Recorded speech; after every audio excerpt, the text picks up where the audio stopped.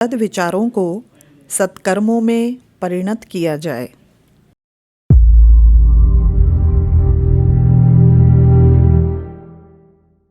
स्वाध्याय और सत्संग की बहुत महिमा बताई गई है। आत्मकल्याण का इन दोनों को प्रधान माध्यम माना गया है। शास्त्रों में पग पग पर इन दोनों को महान प्रक्रियाओं का महात्म्य बताया गया है। स्वाध्याय के लिए गीता, रामायण, वेद, उपनिषद आदि का पारायण नित्य या नैमित्तिक रूप से किया जाता है। कितने ही स्तोत्रों का पाठ भी लोग नियमित रूप से किया करते हैं। सत्संग का उद्देश्य पूरा करने के लिए कथा, कीर्तन, प्रवचन, यज्ञ, पर्व, उत्सव आदि के आयोजन किए जाते हैं। इनका पुण्य भी बहुत बताया जाता है। लोग श्रद्धापूर्वक इस प्रकार के आयोजन अनुष्ठान करते भी रहते हैं।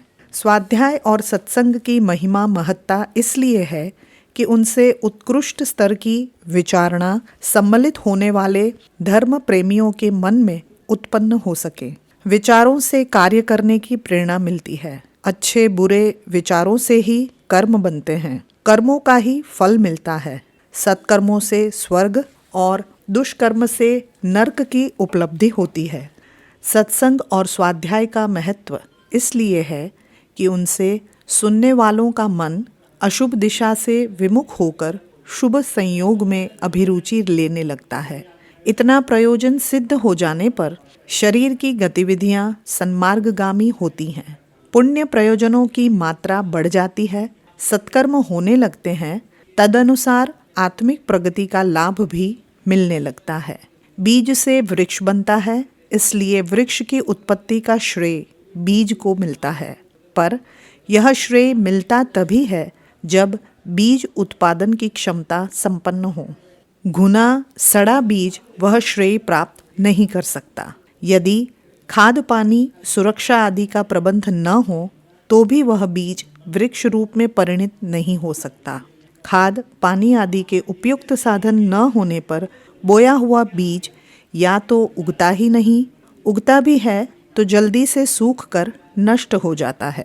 बीज अपने प्रयोजन में तभी सफल कहा जा सकता है जब वह वृक्ष रूप से विकसित हो सके। प्रगति का श्रेय तभी उसे मिल सकता है। स्वाध्याय भी एक प्रकार का बीज है। सत्संग भी इसी की एक शाखा है। कान के माध्यम से जो ज्ञान ग्रहण करते हैं उसे सत्संग, और आँख के सहारे से सीखा समझा जाता है उसे स्वाध्याय कहते हैं। दोनों का प्रयोजन मानसिक स्तर को ऊंचा उठाना है। मस्तिष्क तक ज्ञान की किरणें पहुंचाने वाले दो यंत्र हैं, एक कान, दूसरी आँख। दोनों के द्वारा अलग अलग रीति से जो प्रेरणाप्रद विचारणाएं उपलब्ध की जाती है वे अपने साधन द्वार के आधार पर अलग अलग नाम से पुकारी जाती हैं। कान की उपलब्धि सत्संग और आँख की उपलब्धि स्वाध्याय के नाम से पुकारी जाती है। वस्तुतः है दोनों एक ही। दोनों का अलग अलग पुण्य, फल या महात्म्य बताया गया है। वस्तुतः उसे एक ही मानना समझना चाहिए। गुरु को गोविंद से बड़ा बताया है, इसलिए कि गुरु गोविंद को मिला देने का निमित्त साधन सिद्ध होता है। सूर्य से आँखों का मूल्य अधिक कहा जाता है क्योंकि आँखों से सूर्य के दर्शन होते हैं। आँखें न हो तो सूर्य आदि दृश्य पदार्थ के दर्शन का लाभ कैसे मिले? गुरु न हो तो गोविंद से मिल सकने का रास्ता कैसे विदित हो? आधार कारण होने से ही गुरु और आँखों की महिमा गाई गई है। वस्तुतः वे सूर्य या गोविंद से बड़े नहीं हो सकते। इसी प्रकार स्वाध्याय और सत्संग का जो महात्म्य बताया जाता है वह वस्तुतः सत्कर्मों का ही महात्म्य है।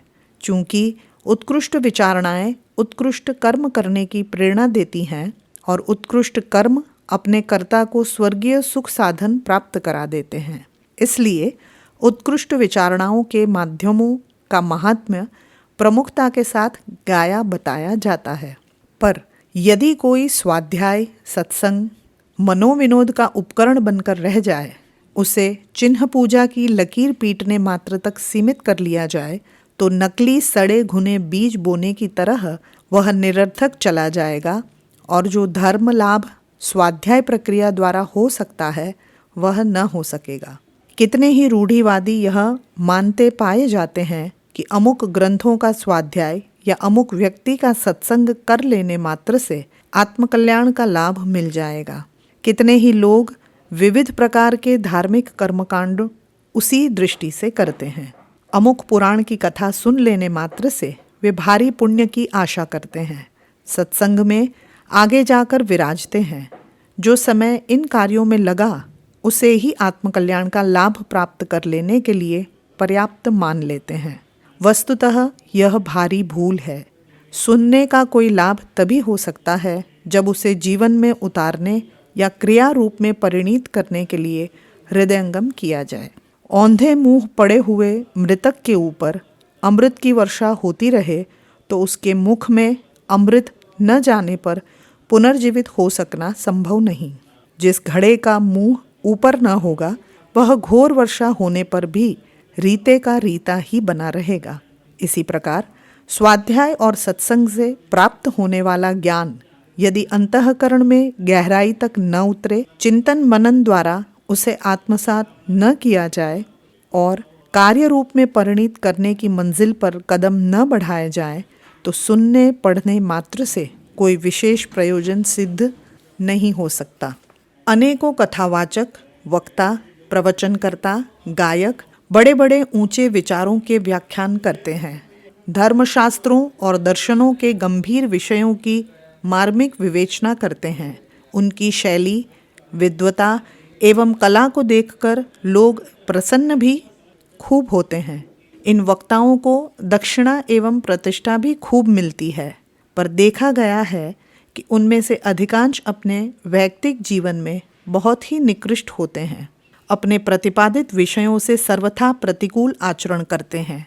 ऐसे व्यक्ति भले ही धर्म विषयों के कितने ही बड़े ज्ञाता क्यों न हों, उनका वास्तविक लाभ तनिक भी न उठा सकेंगे, वरन ईश्वर एवं आत्मा के समक्ष वे निकृष्ट मानवों की उसी श्रेणी में खड़े होंगे जिसमें कि आत्महत्यारे और कुकर्मी पतित जीव खड़े किए जाते हैं। कारण स्पष्ट है, महत्व विचारों का नहीं कार्यों का है। जो विचार कार्य रूप में परिणित हो सके उन्हीं का कोई मूल्य है, अन्यथा उन्हें मस्तिष्क का भार ही मानना चाहिए। गधे की पीठ पर बहुमूल्य सद्ग्रंथ लाद दिए जाए तो भी वह विद्वान नहीं कहा जा सकता। जिसके मस्तिष्क में बहुत ही धार्मिक जानकारी घुसी हुई है, जो उनका वर्णन विवेचन कर सकता है, वह सचमुच धर्मात्मा भी हो यह आवश्यक नहीं। धर्मनिष्ठ होने की परख किसी की जानकारी के आधार पर नहीं, उसकी कार्यप्रणाली से हो सकती है। ग्रामोफोन के रिकॉर्ड बढ़िया भजन गाते, बढ़िया श्लोक बोलते और बढ़िया प्रवचन करते हैं, क्या वे संत महात्मा कहला सकते हैं? और क्या उच्च आध्यात्मिक स्थिति का पुण्य लाभ कर सकते हैं? कहने का प्रयोजन यह है कि विचारों का महत्व एवं महात्म्य जितना अधिक कहा जाए उतना ही कम है, पर है तभी जब उन्हें कार्य रूप में परिणित करने की प्रक्रिया भी संपन्न हो सके। अन्यथा उन विचारों का इतना मात्र ही लाभ है कि जो समय निरर्थक या बुरे कामों में खर्च होता वह अच्छे विचारों के सानिध्य में कट गया। स्वाध्याय और सत्संग जैसे महान आध्यात्मिक प्रयोजनों की कोई उपयोगिता तभी है, कथा पाठ पाठन का लाभ तभी है जब उन्हें भावनापूर्वक हृदयंगम किया जाए और जो उपयुक्त लगे उसे कार्य रूप में परिणित करने का तत्परतापूर्वक प्रयास किया जाए। विचारशील लोगों को यही करना चाहिए। यदि स्वाध्याय का कुछ वास्तविक लाभ लेना हो तो उससे आवश्यक प्रेरणा ग्रहण करके उस मार्ग पर चलने की तैयारी भी करनी चाहिए। विचार तो निमित्त मात्र है, फल तो कर्मों का होता है। जो विचार कार्य रूप में परिणित न हो सके उन्हें सड़े घुने व खाद पानी के अभाव में नष्ट हो जाने वाले निष्फल बीज की ही उपमा दी जाएगी। उनसे किसी बड़े लाभ की आशा नहीं की जा सकती। हम पिछले 28 वर्षों से निरंतर सद्विचारों का सृजन करते रहे हैं। अखंड ज्योति, युग निर्माण योजना एवं अनेक ग्रंथों के माध्यम से परिजनों को उत्कृष्ट विचारणाएं देते रहने का श्रम किया है। साथ ही यह आशा भी रखी है कि जो उन्हें पढ़ेंगे वे उन्हें कार्य रूप में परिणत भी करेंगे। हमारे और पाठकों के समय तथा श्रम की सार्थकता इसी में है। जानकारियाँ तो अन्यत्र से भी मिल सकती है।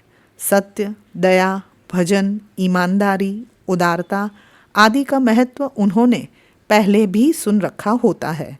यदि उस सुने हुए को और सुनाते रहा जाए, पिसे को और पिसते रहा जाए, तो उससे किसी का कोई क्या हित साधन हो सकेगा। हमारे विचारों को जो लोग पसंद करते हैं, उन्हें चाव से पढ़ते हैं, पत्रिकाएं तथा पुस्तकें खरीदते हैं, उन्हें कार्य रूप में परिणित करने के लिए, व्यवहारिक जीवन में उतारने के लिए उसी रुचि, श्रद्धा एवं तत्परता के साथ कुछ करने के लिए कटिबद्ध हों। छोटे से छोटा व्यवसाय, व्यवहार समय, श्रम एवं मनोयोग चाहता है। फिर आत्मकल्याण जैसा महान प्रयोजन पूरा करने के लिए करना कुछ न पड़े, सुनने पढ़ने से ही काम चल जाए, ऐसा नहीं हो सकता।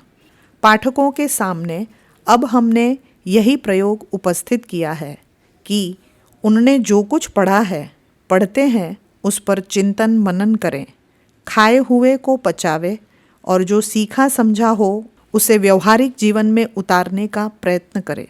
विचार और कार्य दोनों मिलकर संस्कार का रूप धारण करते हैं और वह संस्कार ही मनस्वता बनकर महान कार्य का संपादन कर सकने की क्षमता उत्पन्न करता है।